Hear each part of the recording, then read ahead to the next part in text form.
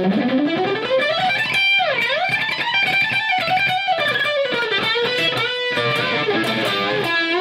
everybody, this is day 7. Oh yeah, we got day 7 already, so time's running very fast. Today I want to talk about a very scary and fearsome term in, I think, all the guitar shredders' mind, you know, and all people who ever faced more difficult playing, you know, soloing and not just playing chords and simple notes in a very slow order, so fast playing. I think, and we all know what it is, it's inside picking. So I guess a lot of you guys have watched the great and very amazing videos of Troy Grady discovering, you know, and going very deep into the mechanics of guitar playing. You know, so we got terms like inside, outside picking, pick slanting, so downward, upward. I think a lot of you guys know already about this. And so inside picking, and you know what means inside picking, you're in between two strings. So whenever you face something like, for example,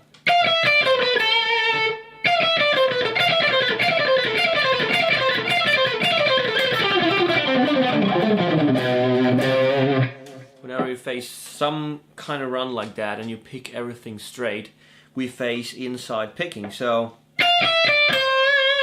we have this inside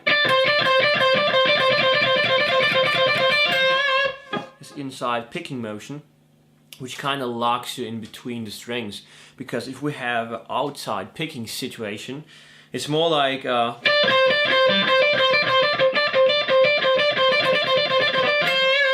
know, you feel a lot more free and open spaced compared to inside picking. You know, it's like you have a little space and you're feeling very caged in between the strings. And I think that's the reason why it's very easy to get lost into fast picking and just end up into struggling with the notes, you know. So there are certain kind of guitar players that avoid inside picking. I'm pretty sure it's Yngwie Malmsteen who plays all those runs that would be inside picking if he picks all the notes. He kind of has its own way to go through. So, for example, he does not play. You know, he plays. So he's only playing 2 of the 3 notes.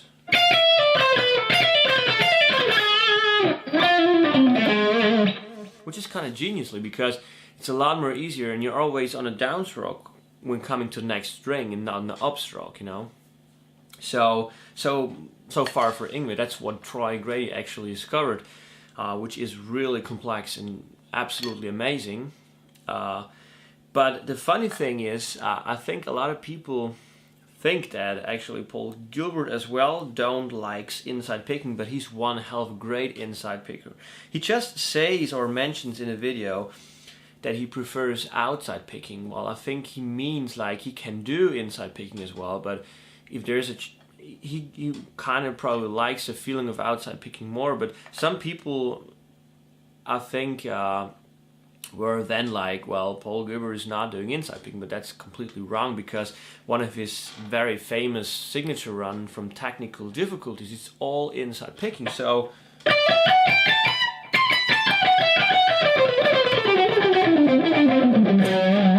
you know, we're facing all through the neck inside picking, and he does it completely crazy fast.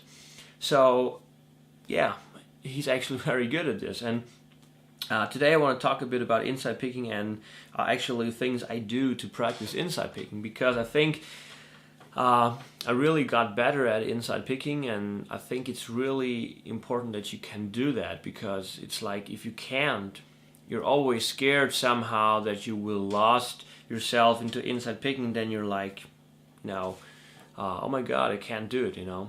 So what I really like to do for just analyzing what I'm playing and when I have a difficult lick. So for example, let's take this A minor 3 notes per string pattern, which is super simple, okay? You know, it's a very easy one, and you can loop that. So.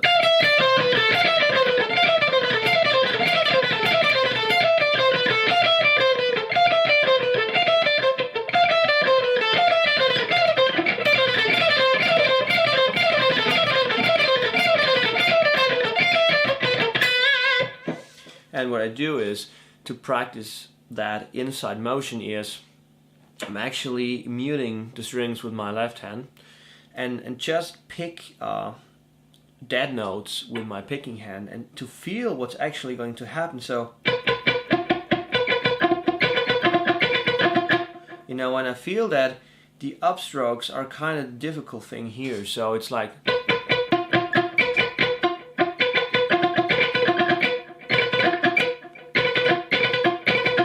you know, and I really try to feel what's actually happening with my right hand. So when picking the first three notes, one as it's down, up, down. That's pretty simple.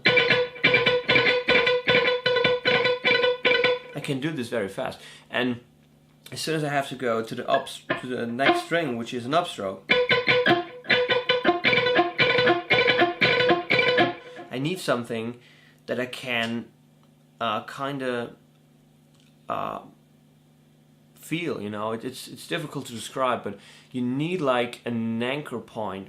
You know, something that you feel safe when you go to the next string, because I think the difficult thing is when crossing the strings is you feel like lost somewhere. You don't know exactly where you're gonna have to, how much you're gonna have to go to the next strings, because you're locking yourself and you have so little space. So what I do is I kind of do this upward motion. So to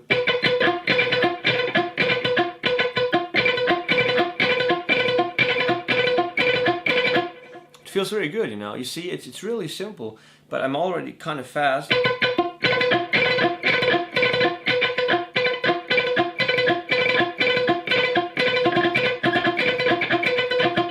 And then I'm struggling again when it comes to playing more than just one note. So what I did first was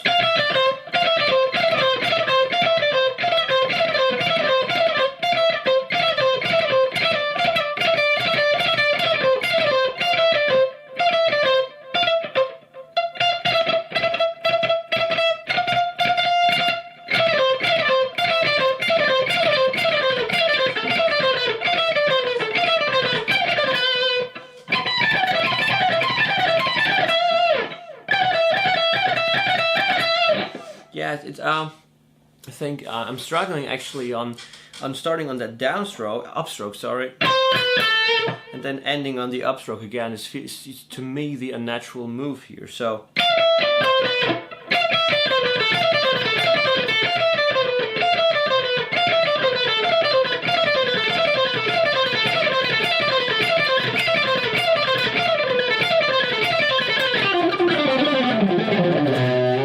try to do as well, picking as slightly as possible, just to don't getting stuck in the strings, you know.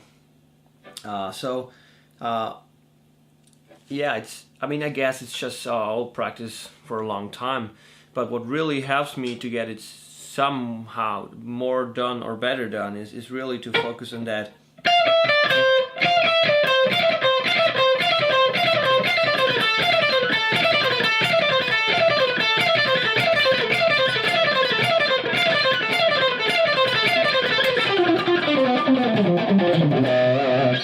And I think it's easier to do on the low strings. I don't know why, but you have just more kind of feedback from the strings, what you're doing. So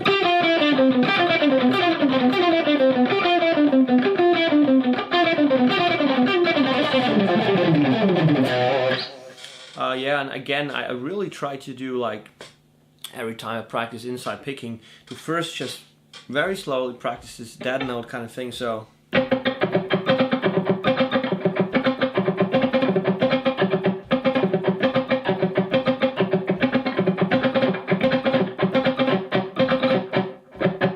I really feel that sometimes I'm just doing here the mistakes, you know. Sometimes I'm playing like a more upstrokes, you know, which is completely wrong. But I feel that when I'm just doing like this, I can focus all on my picking. I don't have to think about what my fingers do, how that I'm synchronizing everything. I just can really focus what is happening here, and that's a cool thing. So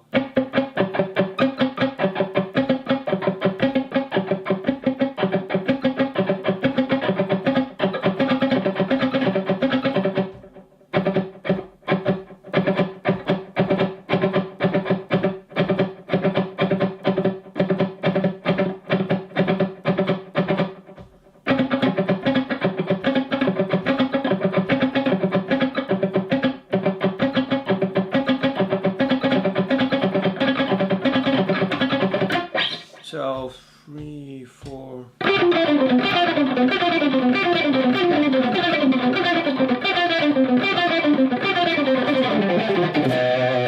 Okay, now taking out the technical difficulties run.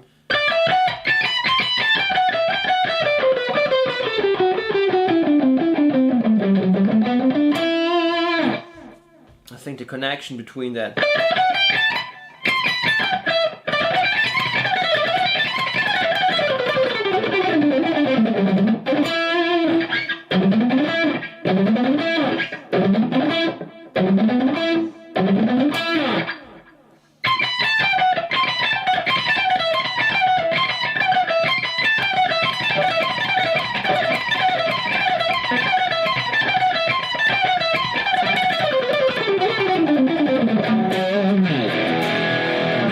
yeah, that's really what I do to practice this, but it's difficult, you know, so practice one more time very slowly, so.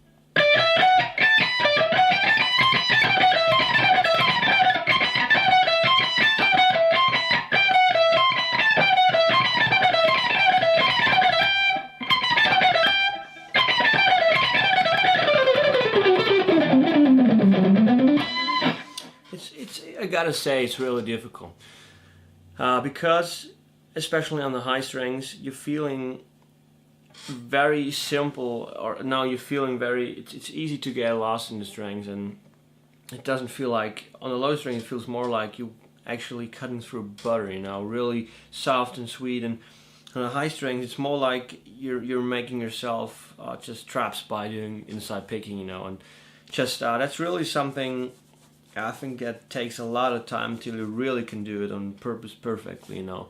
I don't know why, but outside picking is just a lot more easier when it comes to that run. I think sometimes inside picking works because, for example, the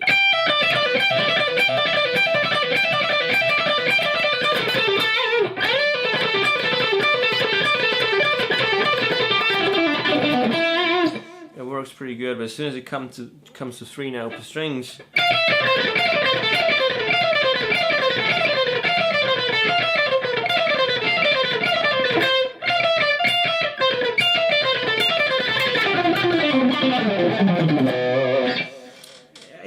it comes, I think, but I'm still need to practice so much, you know.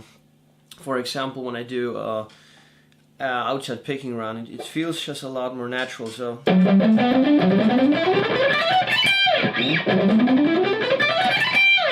this feels just a lot more easier. Anyway, let's finish up this day.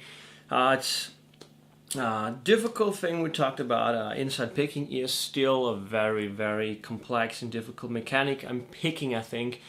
Yeah, let's finishes up, and I'm very looking forward for day 8 already. So thanks a lot for checking in, and see you next time.